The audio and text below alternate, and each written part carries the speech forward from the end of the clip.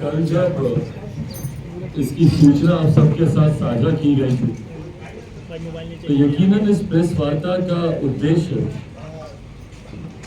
आर्थिक सर्वेक्षण जो बिहार सरकार के द्वारा जारी किया गया उसके ऊपर चर्चा करना, उस पर पार्टी की तरफ से अपनी बातों को रखना जो यकीनन आपके समक्ष अभी भी हमारे द्वारा रखा जाएगा। पर कल से लेकर आज तक जिस तरीके से मुख्यमंत्री नीतीश कुमार जी के बयान से पूरा प्रदेश शर्मसार हुआ और राष्ट्रीय ही नहीं अंतरराष्ट्रीय स्तर पर जिस तरीके से बिहार और बिहारियों को अपमानित होना पड़ा। हम सब बिहारी हैं और हम सब के परिचय कहीं ना कहीं दूसरे राज्यों, दूसरे देशों में रहते हैं। उन लोगों ने जिस तरीके से फोन कर मुख्यमंत्री के द्वारा दिए गए विधानसभा और विधान परिषद उनके बयान से बिहारियों की छवि को जो नुकसान पहुंचा है, जिस तरीके से हम लोगों का मजाक देश के दुनिया के सामने बना। आज तक तो हम लोग को शर्मसार होना पड़ता था कि भैया लोग चढ़ाते थे हम लोग को बोल करके, अरे देखो तुम उसी राज्य से रहो जहां पर कोई हवा में गिर जाता है, जहां बाल चूहे उतर जाते हैं, जहां के मुख्यमंत्री लैंडलॉर्ड राज्य होने की वजह से बिहार में उद्योग लगाने से मना कर देते और देश भर में बिहारियों को मजदूर बनाकर लेबर प्रोड्यूसिंग स्टेट के तौर पर बिहार का नाम कर दिया गया है। इन तमाम बातों को लेकर हम लोग शर्मसार होते हैं, मामलों का मजाक उड़ाया जाता है। मेरे खुद के कई परिचय न्यूज चैनल पे जो मुख्यमंत्री अपनी ऐड देते हैं नली गली बनाने की, उसको लेकर मेरे खुद के कई परिचय आकर हम लोग का मजाक उड़ाते हैं। जब चैनल पे ऐड चलती है और दिखाया जाता है कि भैया शहर से आया हुआ लड़का खुश हो जाता है, क्यों? क्योंकि हमारे गांव में नली बन गई। तो लोग हमसे पूछते हैं कि भैया आज भी तुम्हारे राज्य में एक नली का और एक गली का बनना इतनी बड़ी उपलब्धि है कि उसके लिए तुम लोग ऐड निकाल रहे हो। कौन बात करेगा आईटी जॉब की, आईटी सेक्टर की? कौन बात करेगा हायर एजुकेशन की, एजुकेशनल इंफ्रास्ट्रक्चर की, क्या बेसिक इंफ्रास्ट्रक्चर डेवलपमेंट की?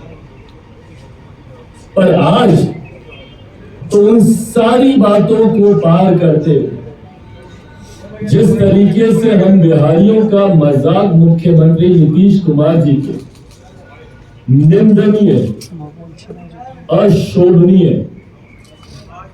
अश्लील बयान की वजह से जिस तरीके से आज हम लोग का मजाक उड़ाया गया, इसकी कल्पना कम से कम किसी बिहारी ने नहीं की। हम लोगों ने जिंदगी में कभी नहीं सोचा था कि हमारे प्रदेश का और हमारे प्रदेश का मुख्यमंत्री भाई, जो प्रदेश अपने संस्कारों के लिए जाना जाता है, हम उस प्रदेश से आते हैं जहां पर हम अपने पिता के सामने नजरें मिलाकर बात नहीं करते। हम लोग उस प्रदेश से आते हैं जहां दिन में 4 बार अपने माता पिता दादा दादी के घर से निकलते घर घुसते वक्त हम लोग पहुंच चुके। हम लोग उस प्रदेश से आते हैं जहां घर के बड़े जब तक खाते नहीं हम लोग बैठते नहीं। हम उस प्रदेश से आते हैं जहां छोटे बच्चों तक को आप करके हम लोग बात करते हैं, बेटा खाइए, आप खाइए। उस राज्य का मुख्यमंत्री इतनी अश्लील भाषा का इस्तेमाल बिहार की विधानसभा में करते हैं। और एक बार में भैया हम मान लेते हैं क्योंकि आज मुख्यमंत्री अपनी ही निंदा कर रहे हैं अपने बयान को लेकर, खुद बोल रहे कि हमको शर्म आ रही, माफी मांग रहे, पर नहीं, ये कोई हल्के में दिया गया या जुबान फिसलने वाला ये बयान नहीं। अगर ये बयान होता तो पुनः इसको विधान परिषद में दोहराया नहीं जाता। ये सोचा समझा बयान, और वो इस बयान को मानते थे कि वो सही बोल रहे हैं। भाई वो समय था ना उनके पास अपनी गलती को समझने का विधानसभा से विधान परिषद में जाते वक्त, और विधान परिषद में तो और बुरे तरीके से बोला गया ये बयान है। विधानसभा में तो फिर भी उन्होंने कुछ कवर अप करके अपने बयान को कहा, विधान परिषद में तो जिस एक्सप्लिसिट वे में उन्होंने इस बयान को दिया है, आप सुन नहीं सकते ये बयान। कल सोचिए हमारी परिस्थिति घर पर, भाई हम राजनीतिक परिवार से आते हैं, हर कोई, हमारी माँ बहनें, हर कोई जानता है कि राजनीति में क्या चल रहा है। हम लोग एक कमरे में बैठकर इस बयान पर हम लोग चर्चा नहीं कर पाए, हम लोग बोल नहीं पाए एक दूसरे को कि भाई ये क्या बयान दिए। एक प्रदेश का मुख्यमंत्री ऐसी भाषा का इस्तेमाल करता है कि आप घर परिवार के लोगों के साथ आप इसको बोल नहीं पाए। आज हम इतने असहज है, हमारे आसपास महिलाएं मौजूद है, और हम एक कैसे बयान पर हम लोग चर्चा कर रहे हैं। इतने न्यूनतम स्तर पर बिहार की राजनीति को मुख्यमंत्री नीतीश कुमार जी ने लाकर खड़ा कर दिया, और इससे बहुत बड़ी चिंता खड़ी होती है। देखिए, आज तक मैंने मेरे मुख्यमंत्री नीतीश कुमार जी के बारे में कभी कोई व्यक्तिगत टिप्पणी नहीं की, पर आज एक बिहारी होने के नाते और एक ऐसा व्यक्ति होने के नाते जो संभवतः मेरे पिता की उम्र के हैं, बुजुर्ग हैं, उनको लेकर मेरी चिंताएं हैं। आज पहली बार मुझे लगता है कि संभवतः उनको लेकर जो आम बोलचाल में जो चर्चाएं चल रही हैं, जिनको अभी तक मैं र्यूमर्स मानता था, अफवाहें मानता था, पर क्या वो बातें सही में सत्य हैं? क्या सही में उनकी स्वास्थ्य को लेकर, मानसिक शारीरिक मुझे नहीं पता, पर क्या चिंता होनी चाहिए? होनी चाहिए। इनके इस बयान से साफ जाहिर है कि संभवतः वो किसी एक ऐसी बीमारी से ग्रस्त है जिसका इलाज उनको कराना चाहिए, और ये चिंता मेरी जितनी मेरे मुख्यमंत्री को लेकर है व्यक्तिगत तौर पर, उतनी ही चिंता मेरे प्रदेश को भी लेकर है। भाई, हम अपने प्रदेश को एक ऐसे व्यक्ति के हाथ में नहीं छोड़ सकते हैं जिनका मानसिक स्वास्थ्य ठीक नहीं है। और ये मैं किसी नेगेटिव वे में नहीं कह रहा हूं, मेरे शब्दों को गलत वे में ना लिया जाए, मैं किसी को चिढ़ाने के लिए, किसी को हीन भावना से। और आज की तारीख में भैया मानसिक स्वास्थ्य को लेकर चर्चाएं शुरू हुई हैं, और ये होनी चाहिए, ये छुपाने वाली बातें नहीं है। कितने बड़े बड़े एक्टर्स हैं जो खुलकर अपने मानसिक स्वास्थ्य की आज की तारीख में चर्चा कर रहे हैं, और ऐसे में अगर मेरे मुख्यमंत्री भी किसी ऐसी मानसिक बीमारी से ग्रस्त है या संभवतः शारीरिक बीमारी से जिसका असर, जिसका दबाव उनके दिमाग पर जा रहा है, उस पर चर्चा होनी चाहिए। और ये जिम्मेदारी उनकी पार्टी की बनती है, और एक बिहारी होने के नाते बिहारियों का अधिकार है इस बात को जानने का कि क्या गलत है हो रहा है हमारे मुख्यमंत्री के साथ, क्यों इस तरीके से रह रहकर उनके स्वास्थ्य को लेकर बाहर में अफवाहें सामने आ रही है। और अगर उसमें 1% की भी सच्चाई है तो सिर्फ राजनीतिक लाभ के लिए इन बातों को छुपाए जाना और एक व्यक्ति को बीमारी में और ढकेलते जाना कहीं से भी जायज नहीं। उनके आसपास के उनके शुभचिंतक जितने भी हैं, मैं उनसे आग्रह करूंगा, भाई अगर जरूरत है तो इलाज कराएं। और आज की तारीख में मानसिक स्वास्थ्य कोई शर्म की बात नहीं है, कोई छुपाने की बात नहीं है, उसमें चर्चा होनी चाहिए, और जरूरत है तो मुख्यमंत्री का इलाज कराया जाए। और अगर उनके आसपास के लोग, अगर उनके पार्टी के लोग ऐसा नहीं करते, तो मैं केंद्र सरकार से मैं मांग करता हूं कि बिहार में राष्ट्रपति शासन लागू करे और मुख्यमंत्री को हर संभव मेडिकल सेवा जो उनको देने की जरूरत उनको दी जाए। इस तरीके से एक व्यक्ति को आप बीमारी में और नहीं धकेल सकते। संभवतः उनके आसपास के लोग ये नहीं समझ पा रहे हैं, और जो व्यक्ति खुद ऐसी बीमारी से ग्रस्त है वो भी नहीं समझ पाता इस बात को। ऐसे में वो इलाज कराए, पर उनके इस बीमारी का नुकसान पूरे प्रदेश को हो, ये भी उचित नहीं। आज की तारीख में जब चर्चा हम लोगों को आर्थिक सर्वेक्षण पे करनी चाहिए, जब देश को इस बात की, हमारे प्रदेश को इस बात की चिंता करनी चाहिए कि मात्र 7% लोगों पर इस सर्वेक्षण के आधार पर बोझ है पूरे बिहार को चलाने का। शिक्षा को लेकर जो आंकड़े सामने आए, क्या उन आंकड़ों में दर्शाया गया कि मात्र 7% ग्रेजुएट है। तो सोचिए 7% लोगों पर पूरे प्रदेश की आबादी का बोझ है। कि इस प्रदेश को कैसे आगे लेकर जाए।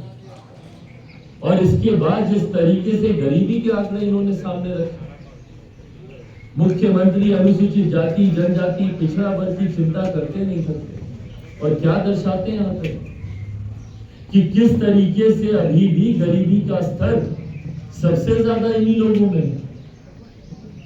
आने वाले दिनों में अनुसूचित जाति जनजाति को लेकर एक बड़ा कार्यक्रम मुख्यमंत्री आयोजित कर रहे हैं ना, क्या बताएंगे उनको कि आप लोगों को गरीब रखने के लिए हम लोगों ने एक के बाद एक नीतियां बनाई और उसमें हम सफल हुए। इसीलिए आज हम गर्व से कह सकते हैं कि एक बड़ी आबादी अनुसूचित जाति जनजाति की गरीबी रेखा। क्या बताएंगे पिछड़ा वर्ग के लोग कि भाई हमने सिर्फ कुछ जातियों को लाभ देने के लिए पिछले 33 साल से ऐसी नीतियां बनाई कि सिर्फ कुछ जाति आप में से निकल कर आगे बढ़ गए, और जो शोषित है वो वहीं के वहीं रहे। आज भी वंचित वर्ग वही है जहां आजादी के वर्ग, आज भी शोषित वर्ग में से एक बड़ी आबादी वही है जो आजादी के वक्त थी। तो ऐसे में मुझे बताया ना, मुख्यमंत्री नीतीश कुमार जी के शासनकाल में या मौजूदा सरकार के 33 सालों में ऐसी क्या नीतियां बनाई गई कि इस आर्थिक सर्वेक्षण में हम लोग को उसका लाभ दिखे। और अगर ये आंकड़े सही है, पहली बात तो भैया मैं नहीं मानता, हालात इससे भी बहुत ज्यादा बदतर, इससे भी बहुत बुरे हालात है हमारे प्रदेश में। पर अगर इन आंकड़ों को सही भी माना जाए, मैं इसलिए इसको नहीं मानता क्योंकि मैं जातीय जनगणना को ही नहीं मानता, मैं मानता हूं कि वो गलत। और ऐसे में मैं ये भी मानता हूं कि टेबल वॉक है, टेबल वॉक से ज्यादा कुछ नहीं है ये आर्थिक सर्वेक्षण। अल्लाह करूंगा कि उनकी इन परिस्थितियों का स्वतः संज्ञान लेते केंद्र के प्रति, केंद्र के पास वो रिपोर्ट भेजे और केंद्र के माध्यम से बिहार में राष्ट्रपति शासन लगाया जाए, क्योंकि हर बीतते दिन के साथ ऐसे हालातों में मुख्यमंत्री के पद पर रहना प्रदेश को बहुत चिंताजनक परिस्थितियों में धकेलता जाएगा। आज मैं उन्हीं के ही गृह जिले जा रहा हूं। बिहार शरीफ में लोक जनशक्ति पार्टी रामविलास की तरफ से एक बड़ी जनसभा जनसंवाद आयोजित किया गया। उनके गृह जिले में जब जा रहा हूँ मेरी चिंताएं और ज्यादा बढ़ रही हैं। उनके परिचित, उनके शुभचिंतक वहां पर रहने वाले उनके तमाम परिवार के सदस्यों से भी मैं आग्रह करूंगा कि मुख्यमंत्री को जल्द से जल्द स्वास्थ्य लाभ दिन पुनः अपनी ओर से उनके जल्द स्वस्थ होने की मैं कामना करता हूं, और पुनः ये उम्मीद रखता हूं कि बिहार कम से कम ऐसे मुख्यमंत्री के नेतृत्व में जब तक वो स्वस्थ नहीं हो जाते इससे बाहर है। उनको इस बात का एहसास तब तक नहीं हुआ जब तक आलोचना नहीं, ये गलत। अगर उनको स्वतः एहसास होता या स्लिप ऑफ टंग होता या गलती से जुबान से ये बात निकल गई होती, जुबान फिसल गई होती, तो इस बात को वो पुनः विधान परिषद में जाके नहीं दोहराते। और अगर आप उनके बयान को देखिएगा, जितना अश्लील उनका बयान विधानसभा में था उससे कई ज्यादा अश्लील विधान परिषद में था। भाई उनकी खुद की मंत्री मुंह छुपा रही थी, विपक्ष में गई ऐसी महिला नेता थी जो आंसुओं के साथ बाहर निकली है। मैं खुद बोल रहा हूं कि भैया मैं असहज हूं, महिलाएं यहां पर मौजूद है और मैं किस विषय पर बात कर रहा हूं। और मुझे नहीं लगता देश के इतिहास में कभी भी किसी मुख्यमंत्री तो छोड़ दीजिए, किसी नेता की ऐसी भाषा को लेकर हम लोगों ने कभी चर्चा की। मैं अपने परिवार में ये बात नहीं कर पा रहा। मैं आज मेरे परिवार के लोग जब ये प्रेस कॉन्फ्रेंस देखेंगे तो मैं कैसे मैं उनको बताऊंगा कि मैं किस विषय पर मैं ये प्रेस कॉन्फ्रेंस में कर आया। ये शर्मनाक और एकदम अक्षम्य है, इसकी माफी नहीं हो सकती। मुख्यमंत्री अगर माफी मांग भी है, तेजस्वी यादव उनका बचाव करते हैं, उनके इस बयान गलत है। तेजस्वी यादव ने बचाव गलत है ये, जो लोग उनका बचाव कर रहे हैं और उप मुख्यमंत्री युवा हैं, क्या वो समर्थन करते हैं ऐसी भाषा का? क्या बिहारी और बिहार के युवाओं को इस छवि में देश के सामने दिखाया जाना चाहिए। क्या बंद कमरे की बातों को इस तरीके से और इतने एक्सप्लिसिट मैनर में सामने रखना शोभा देता है? कैसे आप इनका बचाव कर सकते हैं? और हर वो व्यक्ति जो इन बातों का बचाव कर रहा है, पहली बात तो वो भी गुनाह कर रहा है। और बिहार की जनता देख रही है भैया, राजनीतिक लाभ के लिए आप ना सिर्फ बिहार को शर्मसार कर रहे हैं, बल्कि अपने लाभ के लिए आप एक बुजुर्ग व्यक्ति को बीमारी के जंजाल में ढकेल। ऐसे में जब आपको उनके स्वास्थ्य की चिंता करनी चाहिए, उप मुख्यमंत्री होने के नाते जब आपको उनको स्वास्थ्य लाभ दिलाना चाहिए, आप इस पे पर्दा कर, आप इस पर लीपापोती कर, आप एक बुजुर्ग व्यक्ति के साथ भी आप अन्याय कर रहे हैं। भविष्य भी संभवतः इस तरीके से चीजों पर कभी किसी को आंगनबाड़ी क्वेश्चन था पीसी से रिलेटेड आर्थिक सर्वेक्षण पे 42% from scheduled caste, 43% from scheduled tribes. This is huge. After 70 years of reservation, it's still this is the situation. And you talk about 6,000. But we should not forget that 3,000 Kisan Samman Nidhi Yojana is already getting benefited by. So what is the Bihar Chief Minister's contribution in that?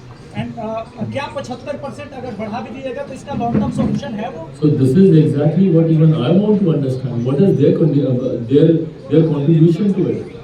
And I'm not only talking about the 19 years of my chief minister's regime as the chief minister of my state. I'm talking about this government which has been there in the power for the past 34 years. They're going to be completing 35 years the next year.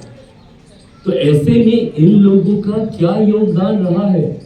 और जब ये लोग बोलते हैं कि हम लोगों ने गरीबों को आवाज देने का काम किया, जब ये लोग बोलते हैं कि हम अनुसूचित जाति जनजाति की हम बात करते हैं, तो ये इन्हीं के ही द्वारा दर्शाए गए आंकड़े दर्शाते हैं कि भैया वही परिस्थिति है जो आजादी के वक्त थी। उस परिस्थिति में और आज की परिस्थिति में इनकी नीतियों का क्या लाभ मिला? और आज जब इन्होंने ये प्रस्ताव जब विधानसभा में जब इन्होंने रखा है कि आरक्षण के दायरे को बढ़ाया जाए, भाई हम समर्थन करते हैं कि आरक्षण के दायरे को बढ़ाया जाए, पर उस दायरे का लाभ क्या इनकी नीतियां बिहार में दे पाई हैं? अब बाकी राज्यों से आप तुलना कीजिए, क्या उसका लाभ सही मायनों में बिहार में मिला है या उसका लाभ महज कुछ जातियां ही लेकर रह गई और जो शोषित है वो वहीं के वहीं रह गए? आज जब आप इस दायरे को भी बढ़ाएंगे तो भैया क्या गारंटी है कि कल ये परिस्थितियों में सुधार आएगा? क्योंकि आज तक तो आपकी नीतियों का सुधार हम लोगों को देखने को नहीं मिला। ऐसे में ये विफलता पूरी तरीके से बिहार सरकार की, और ये मैं सिर्फ इसी